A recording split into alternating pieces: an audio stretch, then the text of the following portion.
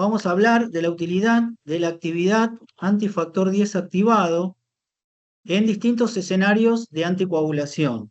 Así que la agenda va a estar formada por dos partes, la charla más importantes.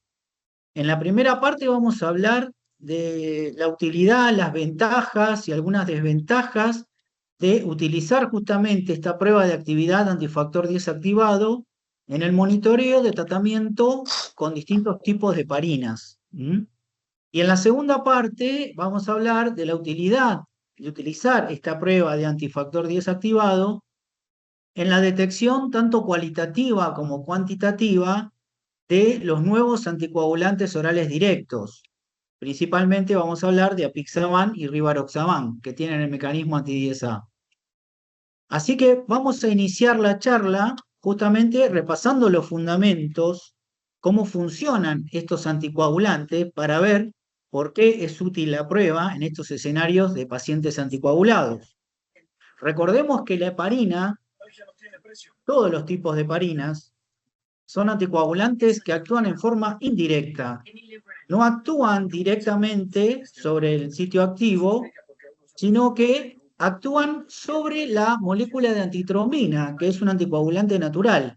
Por ejemplo, acá vemos en este esquema que la heparina no fraccionada, que son largas cadenas de glicosaminoglicanos, se unen a la antitrombina y potencian el efecto que tiene. ¿Y qué efecto tiene la antitrombina? Bueno, la palabra antitrombina justamente dice que tiene un efecto sobre la trombina, pero también el otro efecto importante que tiene es sobre el factor 10 activado, es decir, tiene una actividad antifactor 10 activado. Y eso es lo que nosotros vamos a medir en el laboratorio con esta prueba. Vamos a medir la actividad antifactor 10 activado, la actividad de inhibir al factor 10 activado. Y nosotros lo vamos a denominar heparinemia, porque es la forma de detectar la acción de la heparina en el laboratorio. Seguramente la mayoría de los laboratorios lo siguen usando a la PTT, el tiempo de termoplastina parcial activado, TTPA. Yo lo voy a nombrar en toda la charla como APTT. Porque justamente el APTT, cuando uno está utilizando heparina sódica o heparina no fraccionada, va a producir una prolongación importante en el APTT. Es muy sensible el APTT a la presencia de heparina en la muestra. Y entonces, en el caso de la heparina no fraccionada, tenemos dos opciones en el laboratorio. Ahora, la discusión de hoy es ver por qué es importante usar una o la otra y en qué situaciones. Sin embargo, si vamos a las heparinas de bajo peso molecular, que se llaman heparinas de bajo peso molecular porque son cadenas más cortas, fíjense en los esquemas, son de menor peso molecular la sustancia, entonces actúa y tiene principalmente una acción solamente sobre el factor 10 activado y pierde de alguna manera este efecto antitrombínico. Por eso es que nosotros en el laboratorio, para poder monitorizar una enoxaparina, una heparina de bajo peso molecular, tenemos que hacer la actividad antifactor 10 activado y no nos sirve el APTT. En lo que respecta al mecanismo de acción de los anticoagulantes orales directos, hay que recordar una cosa. Uno habla siempre de DOACs, pero hay diferentes tipos de DOACs. Entonces tenemos los inhibidores directos de la trombina, que en el día de hoy no nos van a interesar. Y hoy vamos a hablar principalmente de los inhibidores directos del factor 10 activado, porque justamente con este método antifactor 10 activado vamos a poder detectar la presencia de rivaroxaban, apixaban o edoxaban. Estos son moléculas que actúan directamente sobre el sitio activo, entonces esa es la gran diferencia con las heparinas, que son indirectos. Estos son directos. Habiendo dicho esto, para los que trabajamos en el laboratorio, y también es muy útil para los médicos que puedan entender cómo es el fundamento de este ensayo. Hoy vamos a hablar mucho del anti-10A, el antifactor 10 activado o la actividad antifactor 10 activado. Es un ensayo farmacocinético que lo que busca es medir en el plasma del paciente qué es lo que produce la heparina ¿Y cuál es la actividad antifactor 10 activado? Ahora, ¿cuál es la estrategia que usamos? Usamos esta estrategia. El plasma del paciente, vamos a mezclar plasma del paciente con unos ciertos reactivos. El plasma del paciente lo que va a aportar es la antitrombina, porque justamente la heparina actúa sobre la antitrombina. ¿Y quién aporta la antitrombina? El plasma del paciente. En estos métodos que no tienen agregado de antitrombina. Y también el paciente va a tener una cierta cantidad de heparina en el plasma, por eso lo estoy midiendo. Ahora, ¿cuál es la estrategia? Yo voy a agregar con el reactivo, uno de los reactivos de la prueba es factor 10 activado, pero la estrategia es agregarlo en exceso, es decir, que yo voy a poder formar todos los complejos entre la heparina, la antitrombina y el factor 10 activado. Todos los complejos posibles se van a formar y me va a quedar, una cantidad de factor 10 residual en la mezcla. Entonces la estrategia es medir esa cantidad de factor 10 residual. Ahora, yo para medir una cantidad de factor 10 residual tengo varias opciones. Hay que recordar que el factor 10 es una enzima, con lo cual yo le puedo agregar un sustrato, le agrego un sustrato, y ese sustrato lo puedo agregar que sea un sustrato cromogénico. ¿Qué quiere decir esto? Que cuando la enzima actúe sobre el sustrato libere color. De esta manera yo voy a agregar un sustrato cromogénico a la mezcla y el factor 10 activado residual lo va a clivar y va a liberar para-nitroanilina, que la voy a poder medir a 405 nanómetros.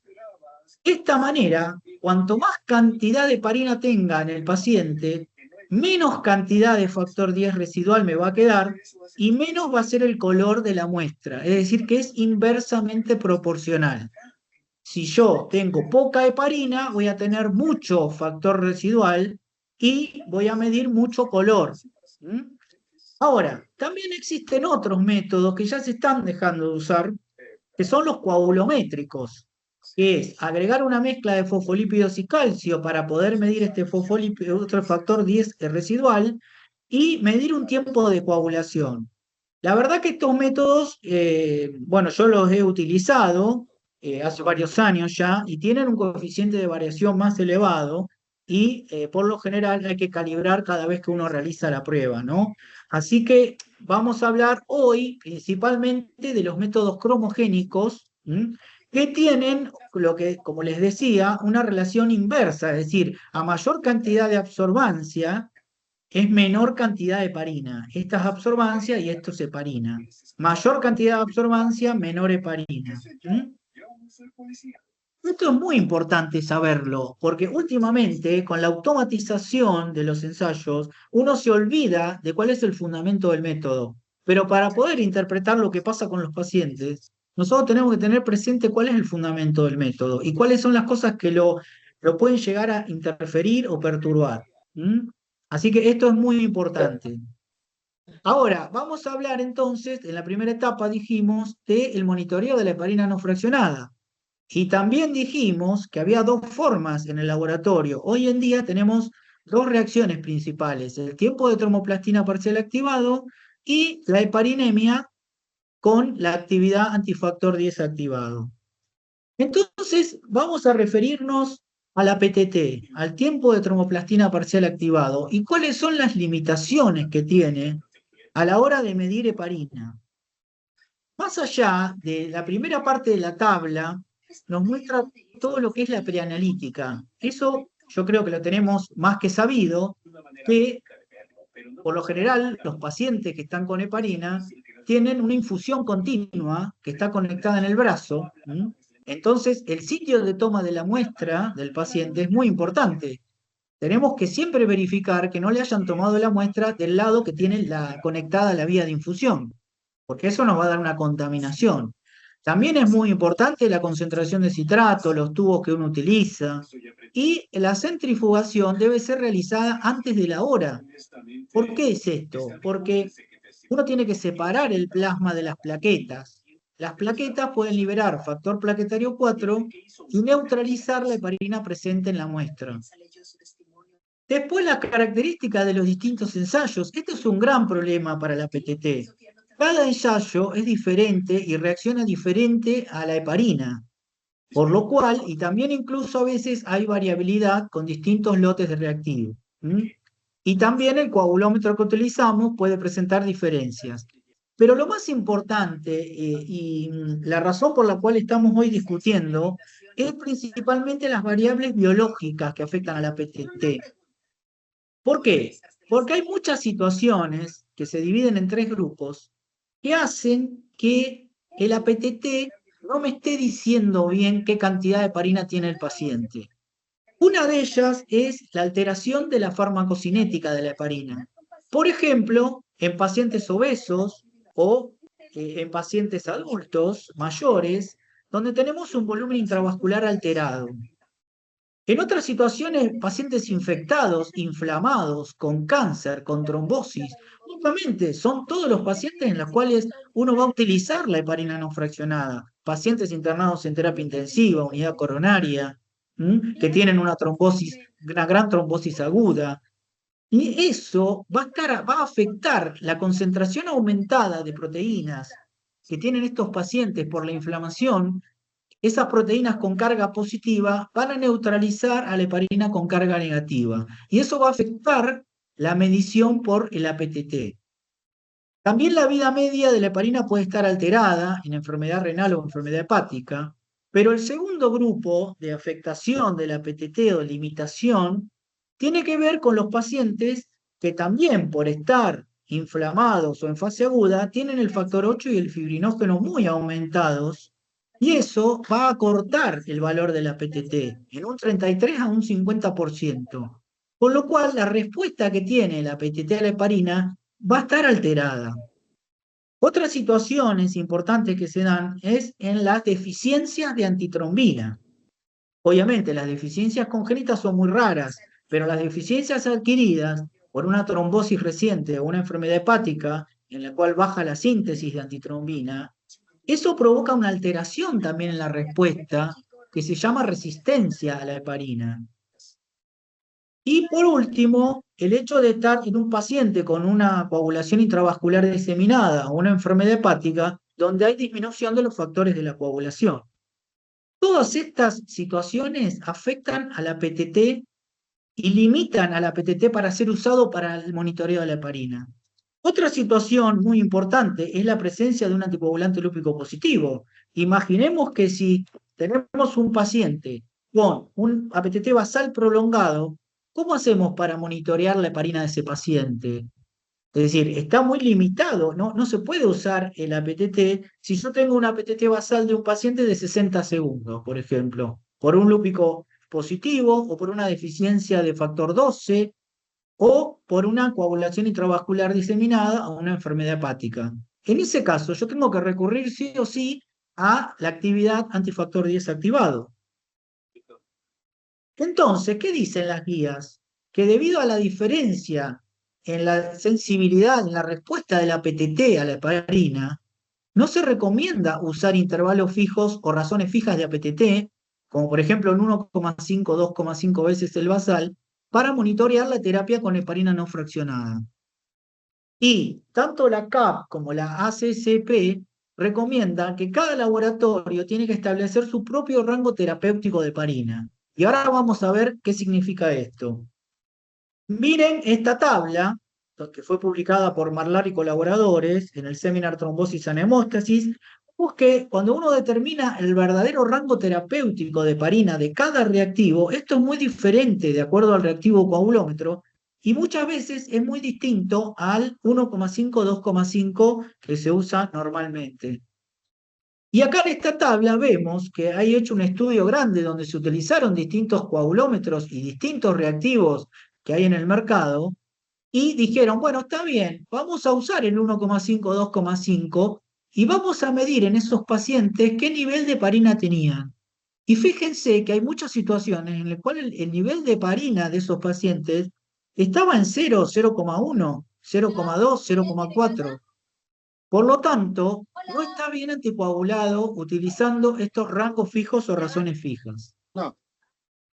¿Cómo se hace para determinar este rango terapéutico de heparina del que hablamos? Bueno, hay fórmulas.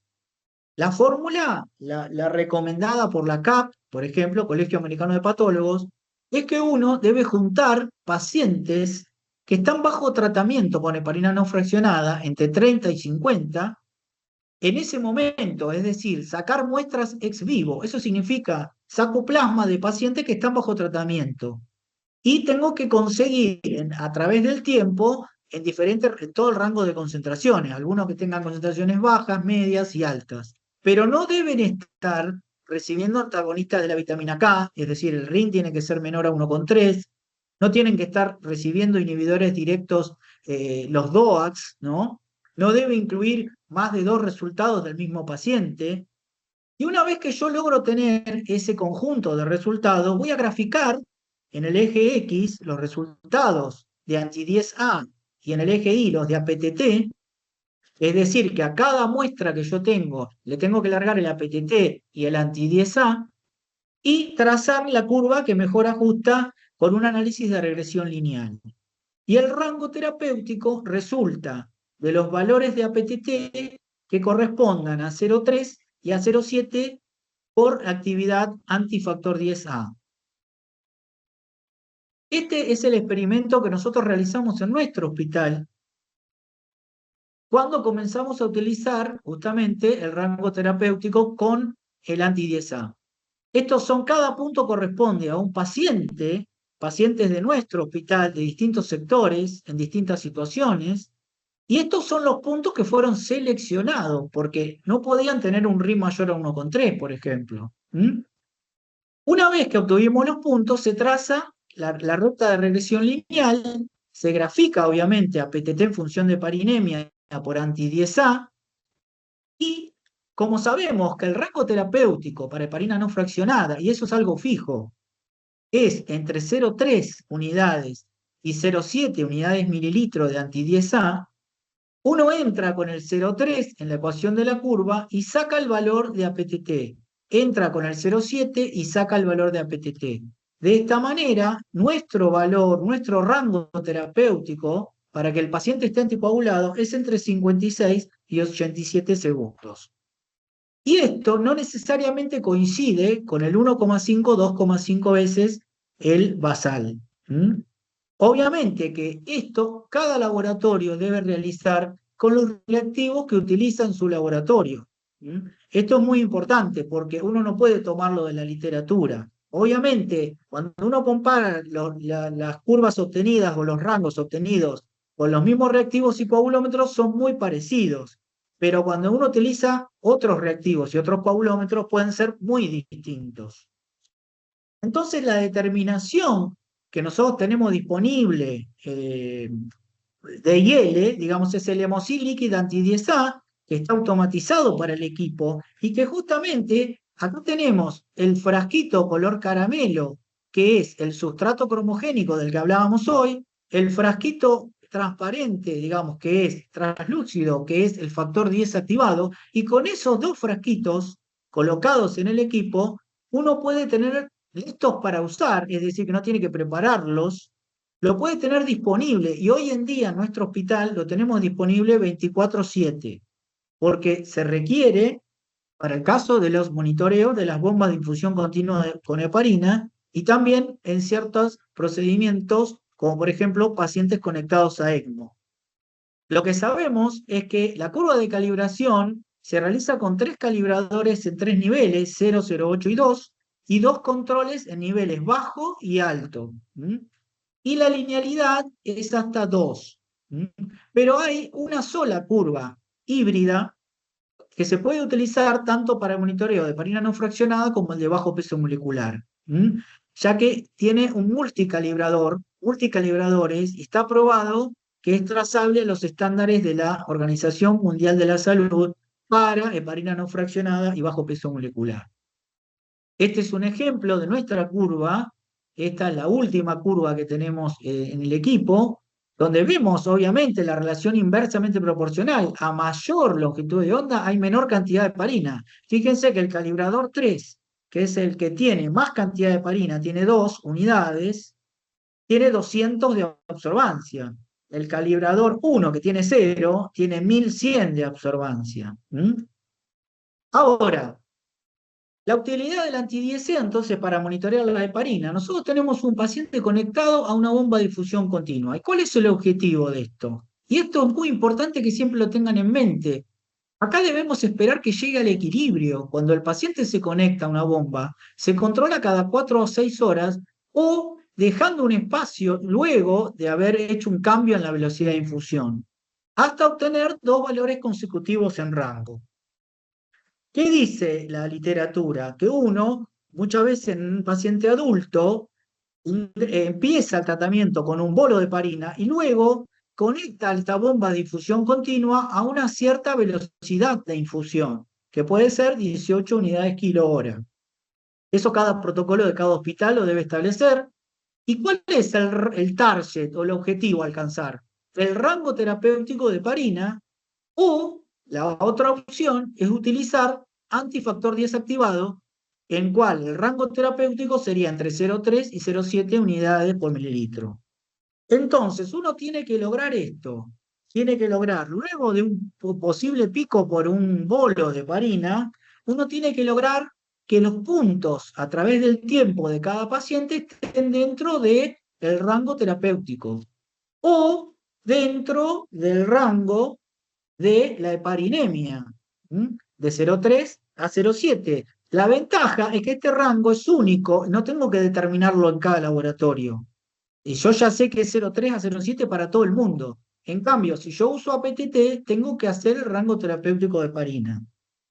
Ahora, hay una cuestión que es muy importante entender, que por lo general uno, para poder hacer el monitoreo, tiene que hacer las dos mediciones, el APTT y el anti-10A, y ver si ese paciente es concordante, es decir, si cumple con los dos en rango, si tiene el APTT en rango y el anti-10 en rango. O cuando está por debajo del rango, es decir, subterapéutico, tiene el APTT subterapéutico y el anti-10 subterapéutico. ¿Por qué? Porque existen lo que se llaman resultados discordantes. Todas las situaciones que explicamos que el APTT está afectado, limitado por las variables biológicas, producen resultados discordantes. Fíjense, los tres ejemplos que les menciono acá. Yo puedo tener un paciente donde la PTT esté en rango, sin embargo, el anti-10A está subterapéutico. Esto es un resultado discordante. En este caso, yo le voy a dar importancia o trascendencia a la heparinemia, que es lo que me mide en forma directa. Entonces, este paciente está por debajo del rango. Sin embargo, la PTT me está diciendo que está en rango. Y estos son los casos, por ejemplo, en que el APTT basal está prolongado. Es una limitación que tiene el APTT. Justamente en estos casos en donde hay resultados discordantes entre el APTT y el anti-10, yo necesito contar sí o sí con la medición del anti-10.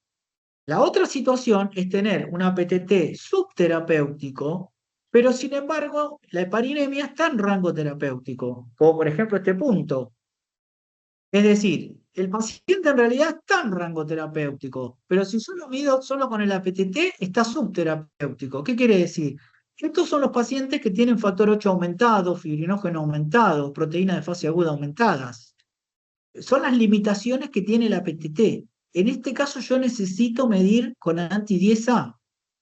Y la otra situación es que la PTT esté subterapéutico, pero incluso la heparinemia está supraterapéutico, está por encima de 0,7, que es este punto. Entonces, yo necesito en este tipo de casos medir con anti-10A. Esto es un caso discordante de nuestro hospital. Fíjense que la PTT está por debajo de nuestro rango, que es 56 a 87. Sin embargo, la heparinemia está perfecto, está entre 0,3 y 0,7. Obviamente, los médicos lo van a seguir con este dato. Otro paciente diferente tiene una PTT muy por encima del rango de 56 a 87, sin embargo la heparinemia está por debajo del rango, es decir, que este paciente necesita más heparina, tengo que aumentar la velocidad. Con una PTT de 98, ustedes van a decir, ¿cómo puede ser con una PTT tan largo que aumentemos la heparina? No, porque esta situación de este paciente particular Por ejemplo, este paciente puede haber partido de una PTT basal de 50 segundos. Entonces ya el APTT no me sirve en este caso para medir la heparinemia. Y en otro momento del mismo paciente se presenta una situación totalmente diferente, que los dos están por debajo del rango. Y eso ocurre también con los pacientes, que van cambiando a lo largo de su tratamiento la situación que presentan. Por eso que acá es la importancia de medir la heparinemia en este tipo de pacientes, para poder guiar correctamente el tratamiento. Y esto que digo yo de los resultados discordantes, está publicado, y está publicado por varios grupos. En esta publicación de Marlar, vemos que ellos definen los resultados que son concordantes, son los que siguen la línea recta de la ecuación que hablábamos hoy. Son las zonas en que está bajo uno y el otro, en la zona más importante que coinciden los dos, o la zona en que los dos están por encima del rango. Todo lo demás son discordantes. Y uno, si tuviera que decir, ¿cuántos son los resultados discordantes? No, debe ser poquito. No, no es poquito. Fíjense que un 42% son discordantes. Es decir, solo el 58% están en esta zona concordante. Entonces, esa situación de discordancia existe en la vida real y está publicado. Este es otro trabajo del 2019 de unos italianos, Ratano y colaboradores, que midieron en su hospital, analizaron 2.085 pacientes en 10 años con 35.000 pares de datos APTT anti-10A en pacientes que estuvieron en monitoreo con heparina en unidad de cuidados intensivos.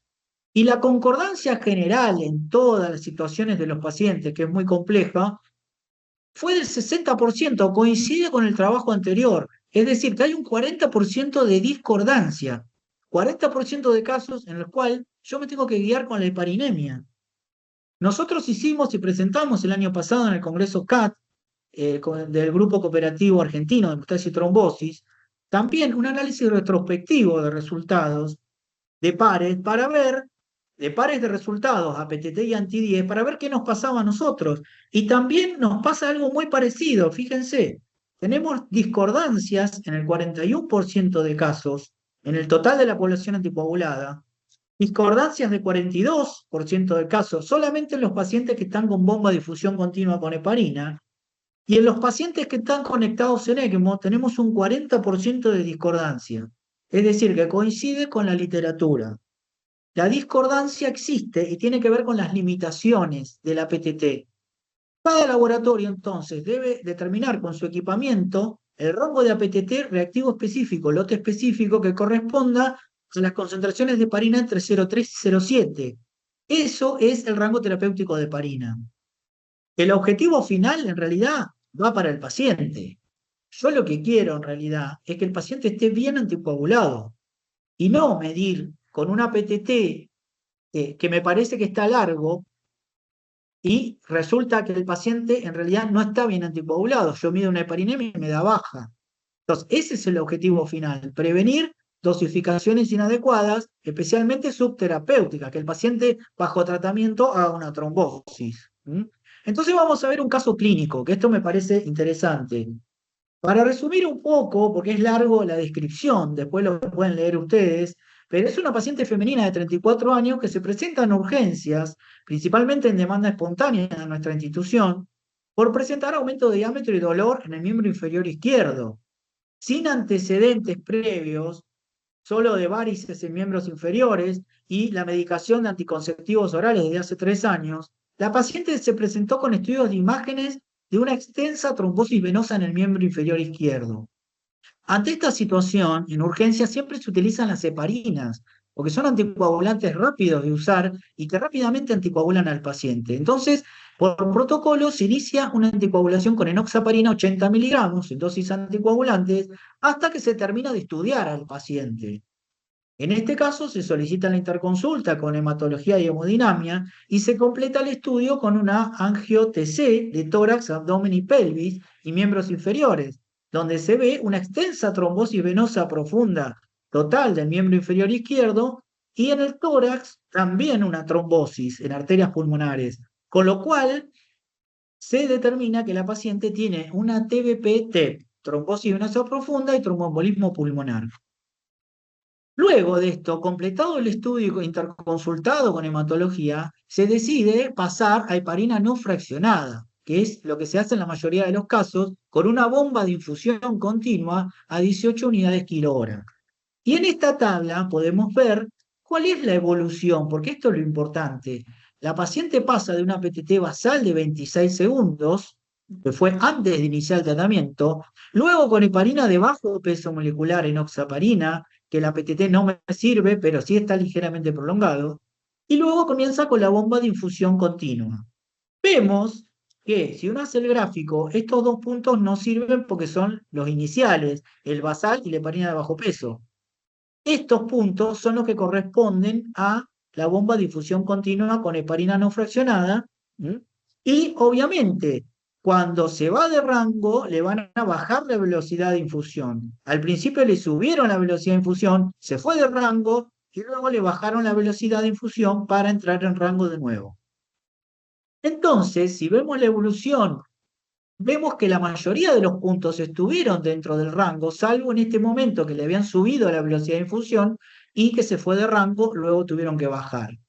Lo importante de esto que yo quería que analicemos hoy, nosotros en este caso hicimos solamente 12 parinemias, 2 determinaciones de anti-10A. ¿Pero por qué se hicieron 2? Porque cuando uno ve que el paciente es concordante, es decir, que el paciente está en rango de APTT y está en rango de parina, está en rango de APTT y está en rango de parina, no necesita por ahí usar el anti-10A, porque en esa situación el APTT es apto, es perfecto. Entonces, en esos casos, uno puede hacer una medición cada tanto de la heparinemia por anti-10A y lo maneja con el APTT. Pero justamente en los casos que no es concordante la PTT con el anti-10, ahí tiene que gastar, porque es más caro el anti-10, tiene que gastar y hacer el anti-10. Ahora, nosotros ya sabemos que el rango terapéutico de parina es 56-87. La pregunta es, ¿qué pasa si yo hubiera usado en mi hospital el rango de 1,5-2,5 veces el basal? Fíjense que el 1,5-2,5 a mí me da entre 39 y 65 segundos. Es decir, muy diferente a mi rango terapéutico, más bajo. Entonces, si yo hubiera usado este rango, hubiera tenido parinemias bajas entre 0,08 y 0,41. Entonces, hay un rango entre 39 y 55 segundos y hubiera estado el paciente fuera del rango de anticoagulación. Y este es el mensaje que quiero que quede. Nosotros no podemos usar, si no lo chequeamos en nuestro laboratorio, no podemos usar el 1,5, 2,5 veces el basal. Tenemos que chequearlo en nuestro laboratorio, porque si no, podemos exponer al paciente a que tenga valores subterapéuticos de parina. ¿Cuáles son los estudios que avalan usar el anti-10A, por ejemplo? Bueno, este estudio fue uno de los primeros de Gerbil y colaboradores del 2011, donde vemos que lo que evaluaron fue que usando anti-10A, que son los puntos negros, con respecto a usar APTT para el monitoreo, lo que lograban es alcanzar el rango terapéutico más rápidamente, y eso está buenísimo, que el paciente pueda alcanzar, estar en rango terapéutico más rápidamente, que requiera menos cantidad de testeos, ¿no? Y cada 24 horas, que la tasa de infusión cada 24 horas sea menor, que la hemorragia mayor no sea diferente, es decir, que no haya una diferencia en la hemorragia mayor, y que la longitud de estadía en días del paciente sea menor. Aunque esto no fue estadísticamente significativo, igual que el paciente esté, digamos, 17 días en vez de 25, eso económicamente sí es redituable. Entonces, aunque se requieren más estudios prospectivos, porque no hay muchos estudios prospectivos para ver qué diferencia hay monitorear con APTT o anti-10, hay evidencia de la ventaja de la utilización del anti-10 por tiempos más cortos para alcanzar el rango terapéutico, menor variabilidad, que resultan menos cambios de dosis, menor cantidad de ensayos, no hay confusiones en pacientes con deficiencias de factores, anticoagulante lúpico o reactante de fase aguda, y el resultado es menos afectado por las variables biológicas que afectan a la PTT. Estas reactantes de fase aguda son esas proteínas aumentadas con carga positiva que neutralizan la heparina, que es lo que hablábamos hoy. Es decir, cuando uno usa el anti-10, no se afecta el APTT está muy limitado por todas esas variables biológicas que se presentan en los pacientes. Y eso no pasa con el anti-10A. Entonces, ¿qué dicen las guías para el manejo práctico de la anticoagulación con heparina para el tratamiento de tromboembolismo venoso? La guía dice, usted puede utilizar para el monitoreo tanto el APTT como el anti-10, ¿no? Sin embargo, ¿en qué situaciones tiene que usar el anti-10A? Justamente, la PTT tiene que hacer el rango terapéutico, pero ¿en qué situaciones sí o sí usted tiene que usar el anti-10A? En pacientes con resistencia a la heparina. Es decir, en pacientes que yo le aumento la dosis, le aumento y no aumenta el APTT ni el anti-10. En pacientes con un APTT basal prolongado, como decíamos hoy. Si yo tengo un APTT basal de 80 segundos, yo no puedo usar el APTT para medir, monitorear la heparina. Si tengo un APTT basal de 50, tampoco. Si tengo un déficit de factores, un paciente con un déficit de factor 12, por ejemplo, que tiene un APTT basal muy largo, tengo que usar sí o sí anti-10. Y en pacientes con una respuesta alterada a la heparina, como lo que veíamos hoy, que tienen niveles marcadamente elevados de factor 8, tienen APTTs bajos y no responden bien a la heparina. Ahora, tenemos que hablar que no todos los ensayos de actividad anti-10A son iguales. Hay ensayos que tienen agregado de antitrombina o agregado de estransulfato. Este estransulfato lo que hace es despegar a las proteínas de la heparina, que se pegan en forma inespecífica. Hay otros que tienen solo agregado de antitrombina y hay otros que tienen solo agregado de sulfato de dextrano. Entonces, hay que tener cuidado. Por lo general, el líquido anti-10 no tiene agregado de antitrombina y este es uno de los reactivos más recomendados, principalmente para pediatría. Recordemos que en pediatría tenemos como un déficit de antitrombina. Los pacientes tienen mucho menos porcentaje de antitrombina, digamos, desde el nacimiento que los pacientes adultos, ¿no?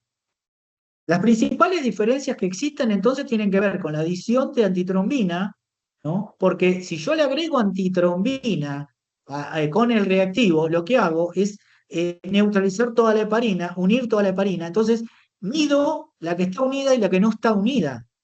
Entonces, mide de alguna manera una concentración de heparina, no una actividad real que tiene el paciente. En cambio, se considera que si yo tengo un reactivo sin agregado de antitrombina exógena, yo mido realmente la actividad de la heparina, ya que utiliza la antitrombina del paciente, que es lo que yo le expliqué en el mecanismo. Y con adición de sulfato de dextran libera la heparina de las proteínas unidoras. No se ha logrado la estandarización, esto es algo muy importante. No es lo mismo medir con un método que con el otro al día de hoy, no hay una estandarización. Y por ser un ensayo cromogénico, lo que tenemos que tener cuidado con estos ensayos, al ser cromogénico, va a estar afectado por niveles elevados de bilirrubina, de triglicéridos o de hemoglobina libre. Y todo esto lo que puede ocasionar es que estemos midiendo, subestimando el valor real de la heparina. Entonces, uno tiene que tener bien claro cuáles son las interferencias en cada método. En el caso del Hemosil anti-10, hasta 300 para hemoglobina libre, bilirrubina hasta 20 y triglicéridos hasta 800. Es decir, por lo general, estos problemas se presentan en las situaciones en que el paciente está conectado a ECMO o que viene de un procedimiento de hemodinamia. Muchas veces presentan hemoglobinas libres muy altas y nosotros tenemos que contar con algún tipo de método para estimar la hemoglobina libre en el laboratorio. Fíjense en este estudio in vitro que un paciente que tiene una hemoglobina libre alta y una concentración de heparina de 0,62, el anti-10 medido le dio 0,41, es decir, fue subestimado el valor por 0,21. Entonces, hay que tener cuidado porque esta subestimación es muy importante para sacar conclusiones. Y muestras con bilirrubinas altas también presentan subestimaciones de los resultados.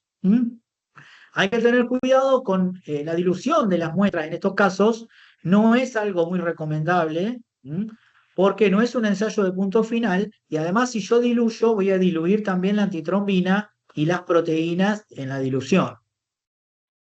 Estos son los últimos trabajos que hablan de que la discrepancia de los valores obtenidos con diferentes ensayos anti-10A, fíjense que en todos los casos con diferentes ensayos de diferentes marcas, los valores pueden diferir ¿no? Pueden diferir notablemente, ya que hay una falta de estandarización. Y cuando yo calculo el rango terapéutico de heparina, también depende un poco de qué ensayo de APTT y de anti-10A esté utilizando, ¿no? Entonces, tal discrepancia que fue detectada en este trabajo puede tener posibles implicancias clínicas, porque hay una falta de estandarización. Sin embargo, sigue siendo lo más recomendado. Ahora yo quiero mostrar un caso problemático. Esto es un caso problemático para los que usamos IL, ¿no? Y APTTCP y en el ACL TOP.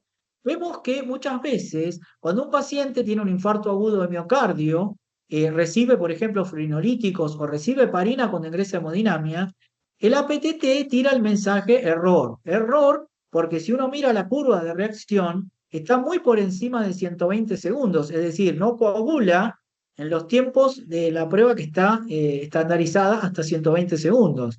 Cuando uno larga la prueba extendida hasta 500 segundos, en este caso particular vemos que tampoco logra la coagulación. Es decir, que este paciente está con una actividad de heparina altísima. Y eso es lo que pasa en hemodinamia. En hemodinamia se usan dosis de heparina tan altas que el APTT no nos sirve, que afecta también la determinación de TP, porque el TP tiene un neutralizante de heparina hasta concentraciones de 1. Afecta el fibrinógeno también, que muchas veces puede dar valores bajos. En este caso, este paciente, el valor tan bajo es por el fibrinolítico sumado a la heparina. Y vemos que la trombina también da error porque tiene tal concentración de heparina que supera, digamos, que no es el rango que uno puede monitorear en el laboratorio. Entonces vemos que el anti-10A resultó de utilidad, ya que el anti-10A me dio 2,03 unidades. Esa es una concentración extremadamente alta para un paciente. Fíjense que el rango de anticoagulación es entre 0,3 y 0,7. Así que el anti-10 también tiene una función importante en este tipo de situaciones problemáticas. En el ECMO también es muy importante, pero ¿por qué es muy importante? Porque en el ECMO en realidad no existe un único método óptimo para medir la eficacia de la heparina, porque el ECMO es una conexión por fuera del paciente para, de alguna manera, compensar al paciente ante dos situaciones más importantes: problemas hemodinámicos por disfunción cardíaca o problemas respiratorios, ¿no? Pero debemos mantener la sangre anticoagulada en todo el circuito y que no coagule, por ejemplo, en las membranas o que no forme coágulos en las tubuladuras. Entonces tenemos que usar el mejor método disponible y el anti-10A mide en forma directa el efecto de la heparina. Pero hay que tener cuidado porque en estos casos de ECMO se afecta por la hemólisis, la ictericia si es un pediátrico o la lipemia. Entonces, el APTT, en cambio, mide en forma indirecta y en este tipo de pacientes críticos puede estar muy afectado y muy limitado el uso del APTT, por lo cual vamos a tener que echar mano del anti-10A. Fíjense que el fenómeno que se forma en el ECMO, en las superficies, es todo este consumo de fibrinógeno, plaquetas, y además lo que hay que evitar en el ECMO es la trombosis del oxigenador, la trombosis de la membrana, ¿no? Y como ya les mostré, dentro de las mangueras. Es muy discutido si a un paciente que le falta antitrombina en el ECMO hay que aportarle antitrombina. Hay trabajos a favor y en contra. Ya dijimos que los neonatos tienen niveles fisiológicamente descendidos, normales, ¿no? Hasta que van aumentando con la edad, y puede estar exacerbado en un cuadro de sepsis, de un paciente con sepsis, ¿no? Y frecuentemente requieren altas dosis de heparina. No hay datos consistentes que sugieran que monitorear o reemplazar la antitrombina mejora los resultados, pero en adultos, por lo general, no se monitorea la antitrombina a menos que presente resistencia a la heparina, es decir, que requiera altas dosis, y no hay consenso de aportar antitrombina. En los pediátricos se monitorea la antitrombina porque ellos presentan valores a veces más bajos, depende de la edad, y reemplazar antitrombina si el valor es menor a 50%, pero no hay un consenso. Y se necesita más evidencia para recomendar el monitoreo y aporte de antitrombina de rutina. Le voy a recomendar la lectura de este suplemento publicado en Medicina en castellano, donde pude participar, de actualización en el uso y monitoreo de la heparina y sus derivados, que fue publicado este año.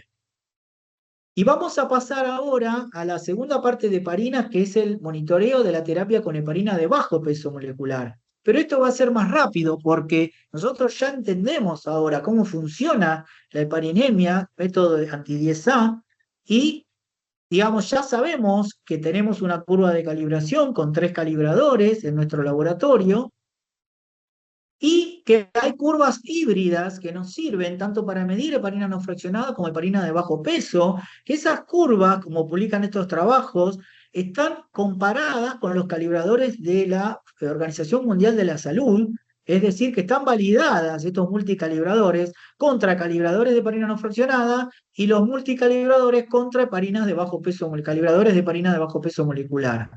Además, al usar un solo tipo de curva, se reducen las imprecisiones y los errores por usar diferentes calibradores. Si no, yo tengo que tener una curva de calibración para cada tipo de heparina.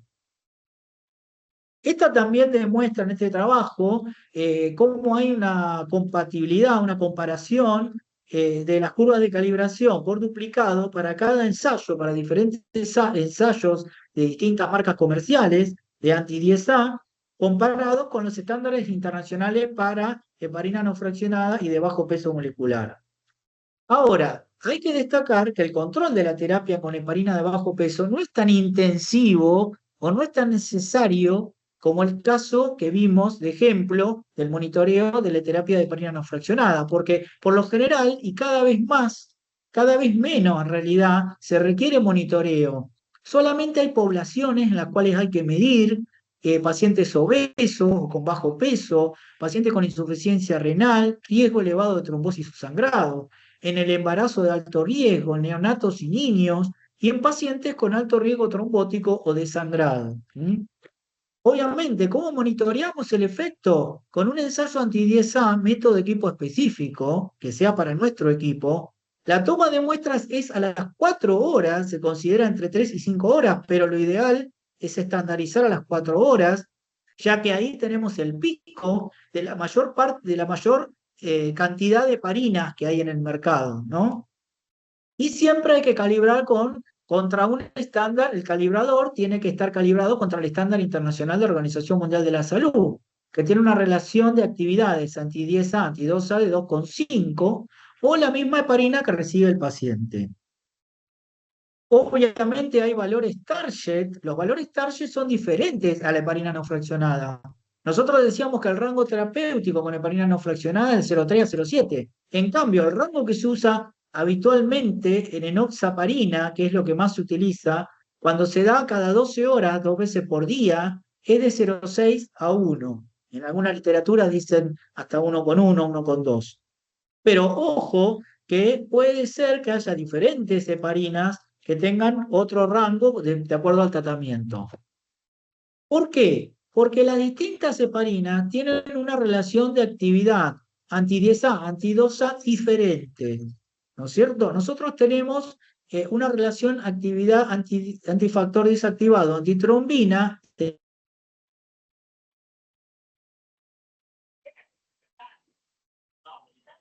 Sé que la bemiparina es muy distinta, tiene una relación de 8, con lo cual esto nos lleva, y nos llevó en nuestro laboratorio, a hacer una calibración específica para la bemiparina. Una vez se nos presentó un paciente que venía de Europa y venía utilizando la bemiparina, y nosotros le pedimos entonces que nos regale una jeringa de heparina para poder hacer esta curva de calibración y tuvimos que hacer esta curva de calibración en nuestro laboratorio para el seguimiento de este paciente.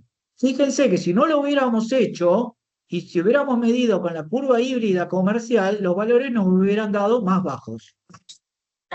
Y también hay que destacar que, también hay que destacar que si tenemos fondaparinux, si el paciente está con fondaparinux, la medición se hace a las 3 horas de la inyección y se realiza una vez por día, por lo general se da el fondaparinux, con valores mucho más elevados de anti-10A.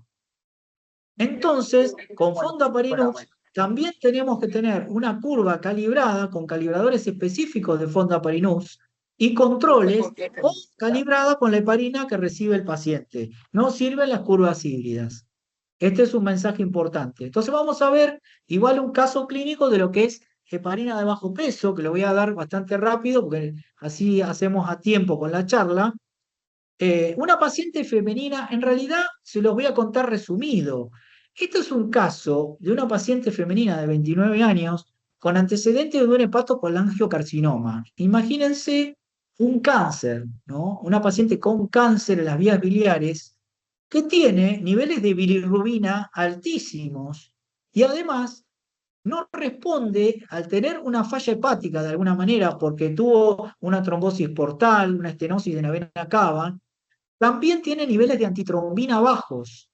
Entonces recuerden que para que funcione la heparina tiene que tener niveles de antitrombina adecuados. Bueno, lo que nos pasó con esta paciente es que inició la anticoagulación luego de un posoperatorio, inició la anticoagulación con enoxaparina, con la dosis indicada, pero la actividad anti-10 nos daba cero, nos daba no detectable. ¿Por qué es eso? Porque estábamos teniendo de alguna manera el efecto de que al no tener antitrombina adecuada, los niveles de antitrombina bajos, no responde a la heparina que le damos. Entonces la paciente se le infundió plasma fresco para aportar antitrombina y se le fue progresando la dosis de heparina y sin embargo no alcanzaba tampoco, ve que va aumentando la dosis de heparina, tampoco alcanzaba los niveles adecuados de anti-10A que tiene que ser, para anticoagularla, tenían que ser de 0,6 a 1. ¿Mm? Entonces vemos que en realidad lo que nos estaba pasando acá en este caso es que la antitrombina tenía niveles muy bajos, muy por debajo de lo que se considera mínimo para responder a la heparina, que puede ser un 40-50%, y vemos cómo la bilirrubina también tan elevada por encima de los valores de corte de interferencia, vemos que también tenía un efecto, con lo cual cuando la paciente comenzó a recuperar los niveles de antitrombina, ya sea por su recuperación o por un aporte de plasma, vemos que al recuperar los niveles normales de antitrombina, ahí sí veíamos la actividad de heparina anti-10. Esto era solamente para que ustedes puedan ver un caso en el cual no es tan fácil tampoco interpretar los resultados y que pueden presentarse este tipo de situaciones de deficiencia de antitrombina o de interferencia con la bilirrubina o la hemólisis. Esto está publicado para que lo lean en forma detallada, así lo pueden estudiar mejor. En el caso de DOAX, que es la segunda parte de la charla, que va a ser un poco más corta, vemos que en el caso de DOAX, ¿para qué nos van a servir la determinación de anti-10? Porque yo la determinación de anti-10 la vengo usando desde que antes de que se empezaran a utilizar los DOAX, cuando se comenzaron a utilizar las heparinas de bajo peso. Y realmente que es exponencial el aumento de determinaciones que tenemos en el laboratorio. Porque la verdad que el anti-10 nos está resultando muy útil en todos este tipo de escenarios. ¿Mm? Cuando comenzaron a aparecer los pacientes anticoagulados con DOAX, nosotros veíamos actividad anti-10A en las muestras, pero no teníamos los calibradores. Entonces, era con calibradores para heparina, pero igual uno puede ver la actividad anti-10A. Cuando tuvimos los calibradores de apixaban y rivaroxaban, que son estos, ahí sí podemos empezar a medir los niveles, ¿no?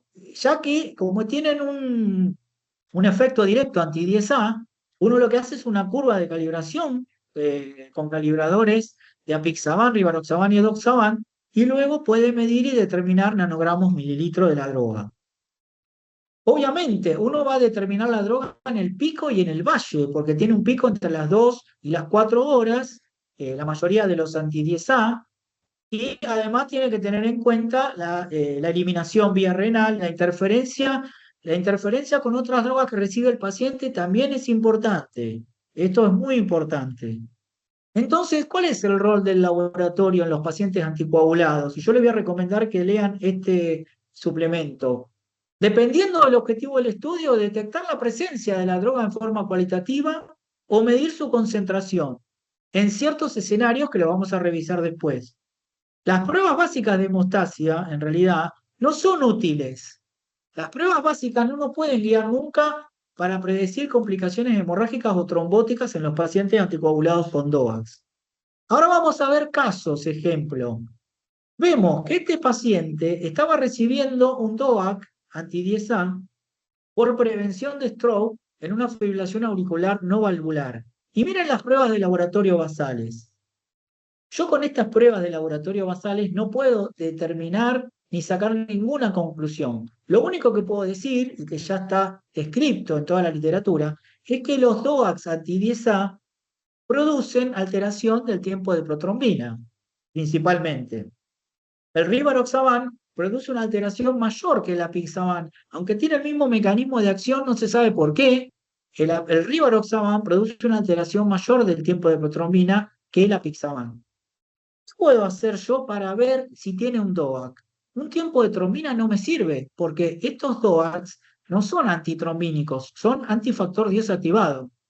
Pero sí me sirve medir una actividad antifactor 10 activado. Fíjense que yo puedo determinar de alguna manera que este paciente que tiene el TP alterado tiene la presencia de una droga con actividad anti-10 activado, incluso con la curva calibrada para heparina. Por ejemplo, yo en este momento no tenía los calibradores para hacer el dosaje. Y este segundo caso pasa lo mismo. Estaba recibiendo un DOAX para tratamiento y prevención de recurrencia de TBPT. Y fíjense que el coagulograma es normal. Pero esto es algo característico porque sabemos que la Pixaban, si bien produce alteración del tiempo de protrombina, lo altera de forma mucho menor, con lo cual yo puedo tener un coagulograma normal. ¿Y cómo me doy cuenta que tiene apixaban? Con la trombina no, porque la trombina no es afectada por, el tiempo de trombina no es afectado por los DOACs anti-10A como apixaban y rivaroxaban. Pero sí me puedo dar cuenta con una actividad anti-10A, aunque esté calibrada con heparina, no importa, porque por ejemplo en mi laboratorio no cuento con los calibradores para pixaban o rivaroxaban, pero si cuento con los calibradores directamente tengo que hacer el dosaje que corresponda a cada uno. Entonces, el primer caso se trataba de un paciente anticoagulado con rivaroxaban y el segundo caso, un paciente anticoagulado con apixaban. ¿Mm? Ahora, ¿cómo se miden los DOACs en el laboratorio? Bueno, la Vigatran no es el motivo de hoy, es un ensayo específico que utiliza la inhibición del tiempo de trombina diluido, pero el rivaroxaban, apixaban y edoxaban justamente se usa el mismo reactivo que usábamos, el líquido anti-10A, con los calibradores específicos para rivaroxaban, apixaban. Y es un método cromogénico, ¿no? Esta es la curva actual que estoy usando actualmente en el laboratorio para Pixaban. Fíjense que tiene del calibrador, ¿no?, distintos puntos de la curva y vemos cómo a medida que aumenta la concentración, tiene el mismo fundamento que la heparina, mayores concentraciones son menores lecturas o densidades ópticas y menores concentraciones, mayores densidades. Pero yo tengo que tener una curva hecha para Pixaban y una curva hecha para rivaroxaban. Fíjense que los valores son diferentes. Entonces, tengo que tener hecha una curva para cada droga. Ahora, estos métodos son métodos automatizables, todos, ¿no? Todos los que están disponibles en el mercado. La curva de calibración se realiza con el DOAC a medir, con calibradores específicos. La verdad que son métodos que tienen una performance excelente.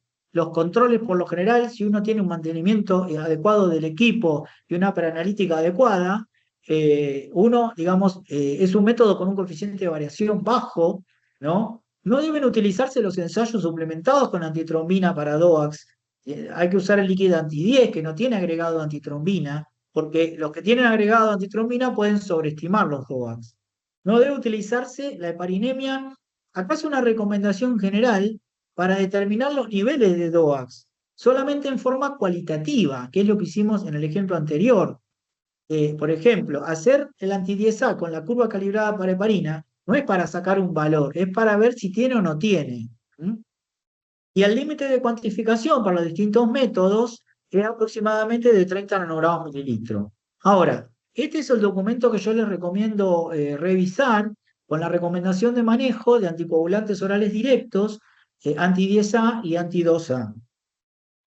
Ahora, yo para poder medir tengo que saber qué concentraciones espero encontrar en las muestras. Bueno, entonces estos datos en realidad no son valores de referencia de laboratorio, lo que son los valores que surgieron de todos los estudios, porque realmente con estas nuevas drogas se han hecho estudios con gran número de pacientes, con lo cual todos esos datos que surgieron de los estudios sacaron qué rangos de valores esperables hay para distintos tratamientos. Entonces, si uno está con Rivaroxaban 20 cada 24 horas, que es lo, por lo general se da el Rivaroxaban, en el pico voy a tener un promedio de 2,49, con un rango bastante grande. En el valle, digamos, antes de tomar la droga, voy a tener 44 de promedio. En cambio, en el pico, a las 2 o 4 horas, voy a tener esta concentración. Y así con el apixaban. Obviamente, hay publicadas al día de hoy numerosas tablas, pero vemos el gran rango de variabilidad interindividuo, incluso intraindividuo, y eso es algo característico, digamos. Tiene una gran variabilidad inter e intraindividuos.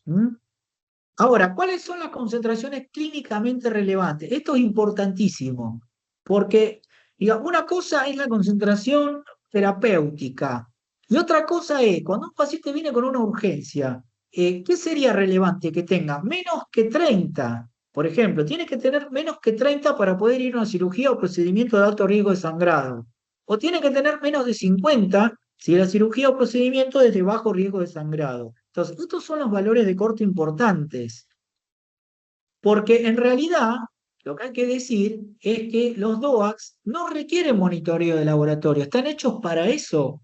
No es lo mismo, fíjense, el nivel de exigencia. ¿Por qué me llevó más tiempo la clase para heparina no fraccionada? Porque la heparina no fraccionada tenemos que entender que es un nivel de exigencia intensivo para el monitoreo. Sin embargo, la heparina de bajo peso no, cada tanto se monitorea. Y la heparina, los DOACs no se monitorean, es decir, no requieren monitoreo. Entonces, ¿para qué me voy a comprar el reactivo? Bueno, porque hay muchas situaciones que sí requieren medir, pero no eso no se llama monitoreo. Eso es que se requiere medir en esas situaciones especiales la concentración, en el pico, en el valle o en una muestra al azar, cuando viene por una guardia o por un accidente, ¿no? Entonces, en un procedimiento de emergencia o cirugía no programada o previo a una anestesia peridural o neuroaxial, cuando hay que tomar una decisión en un paciente que está complicado con una hemorragia o con una trombosis, cuando se acumula por una interacción medicamentosa o por un deterioro de la función renal o hepática, cuando hay una intervención quirúrgica programada con alto riesgo de sangrado, cuando hay que comprobar que el paciente está tomando bien la medicación. Entonces, vamos a ver un caso problema. Ahora, para terminar, vamos a ver algunas situaciones problemáticas y vemos cómo un paciente de sexo femenino de 76 años, con antecedentes de neurocirugía, fibrilación auricular y hemorroides con sangrado mínimo periódico, está en tratamiento con justamente con fenitoína, que es un anticonvulsivante, bisoprolol, y se niega a hacer anticoagulación con los antagonistas de la vitamina K, porque es muy tedioso, requiere mucho control de laboratorio. Entonces, el médico le indica Rivaroxaban, 20 miligramos cada 24 horas. Pero ¿qué pasa? El Rivaroxaban puede tener interacción con las drogas que está tomando la paciente. Entonces, en ese caso le indica el dosaje de Rivaroxaban en valle y pico. Justamente, se discuten en hematología las limitantes del ajuste de dosis según la concentración de fármaco y la efectividad clínica. Fíjense lo que le dio.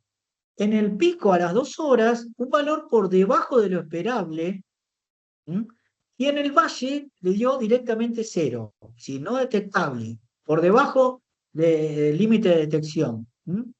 Entonces, ya le respondí la pregunta, pero ¿por qué solicita el dosaje de rivaroxaban? ¿Y cuál es la explicación de estos resultados? Bueno, justamente, en este caso, el rivaroxaban tiene interacción clase C con feritoína, y por eso, por ese motivo el médico solicitó el dosaje. Se reciben los resultados fuera de rango y se interpreta como una interacción inhibitoria por la fenitoína. Obviamente, hay interacciones inhibitorias y hay interacciones que aumentan la actividad del anticoagulante. En este caso es inhibitoria. Uno puede entrar a internet y ver las interacciones de las drogas. La paciente no quiere recibir anticoagulante antivitamina K. Entonces, ¿cuál es la opción? Buscar otra droga anticonvulsivante que no sea la fenitoína. ¿Mm? Justamente los inductores del citocromo 3A4 y la glicoproteína P pueden disminuir la concentración sérica de rivaroxaban, y justamente estos son los casos en los cuales uno puede tener que dosar en pico y en valle a los pacientes.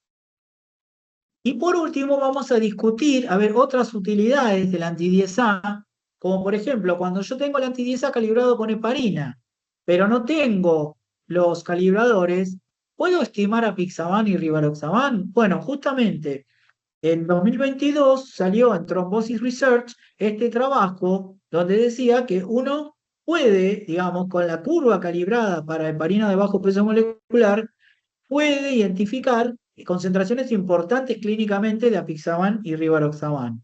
Nosotros hicimos la experiencia y la presentamos en un congreso, el Congreso de Hematología de la Sociedad Argentina de Hematología, en el caso de si es útil el ensayo de actividad anti-10A calibrado con heparina para estimar la concentración de apixaban, y también en el Congreso del CAT 2022 lo hicimos para el caso de los pacientes con rivaroxaban.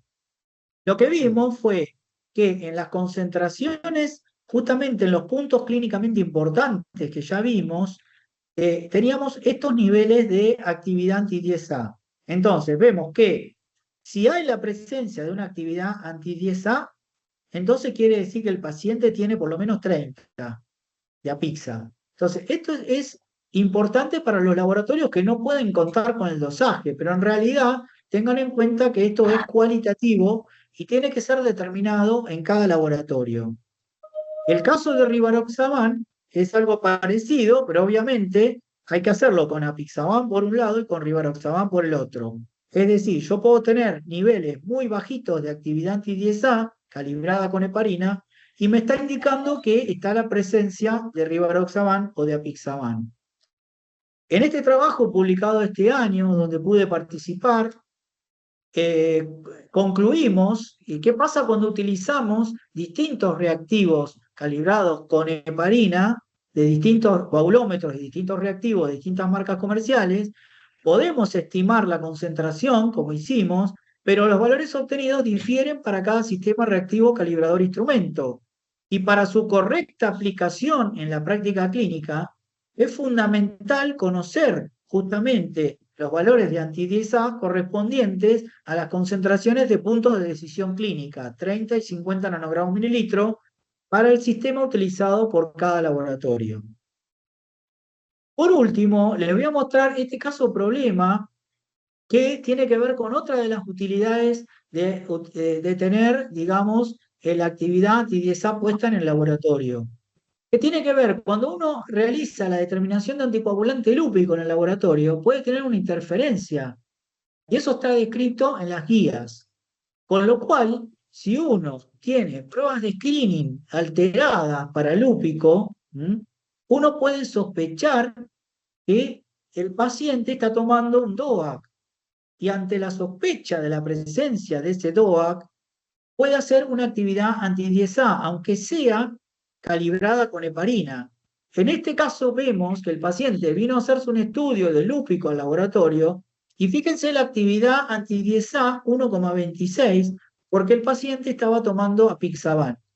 Y la conclusión, yo no puedo informar este resultado porque tengo una interferencia por la presencia del apixaban. Y además, el apixaban se caracteriza por dar falsos negativos en los estudios de anticoagulante lúpico. El otro caso es un caso de la presencia de rivaroxaban, que también, fíjense, el valor tan aumentado de la prueba de screening de tiempo de veneno alveolar Russell diluido, que es característico de la presencia de un DOA. Entonces, estos resultados son falsos resultados positivos debido a la presencia del DOAC, ¿no? Por la presencia de rivaroxaban en la muestra. Y yo lo puedo, la única forma que tengo de detectarlo es hacer un dosaje o una actividad anti-10A en la muestra para no informar a un paciente un resultado positivo que en realidad es un falso positivo. Con lo cual, esta es otra de las utilidades de tener puesto, digamos, en el equipo automatizado el líquido anti-10A o cualquier otro método. Entonces, como conclusiones para llevar a casa y ya tener un tiempo para responder preguntas de todo esto, eh, en el caso del anti-10A usado para heparina sódica, vamos a repasar que nosotros, si usamos APTT, tenemos que usar el rango terapéutico de heparina de cada laboratorio.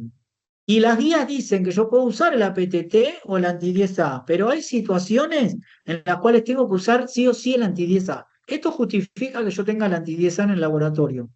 En pacientes con resistencia a la heparina, en pacientes con APTT basal prolongado, lúpico positivo, deficiencia de factores, en pacientes con respuesta alterada a la heparina, y en el caso de las heparinas de bajo peso molecular, ¿qué es lo que justifica que yo tenga el anti-10? Que es la única forma de medir, de dosar la heparina de bajo peso molecular es con el anti-10. Así que se utilizan las curvas híbridas para la mayoría de las heparinas, y el monitoreo no es requerido en la mayoría de los pacientes. Pero hay una población de pacientes que sí se requiere el monitoreo. Pero, atención, cuando uno tiene que monitorear bemiparina y fondaparinux, hay que hacer calibraciones específicas. Por último, el anti-10A para DOAX, yo puedo detectar la presencia de DOAX anti-10A en forma cualitativa con el ensayo anti-10A calibrado para heparinas. Pero ojo, tengo que tener los valores de corte hecho en cada laboratorio. Lo que único que puedo decir, si no tengo los valores de corte hechos y tiene actividad cero, entonces quiere decir que no tiene DOAX.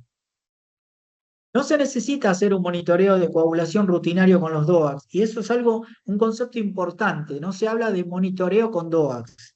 Solamente puede ser útil medir la concentración con un ensayo de líquido anti-10A calibrado, con los calibradores específicos, ante una cirugía o procedimiento de urgencia, ante un sangrado, para evaluar interacciones con otros medicamentos o para ver la adherencia al tratamiento de los pacientes.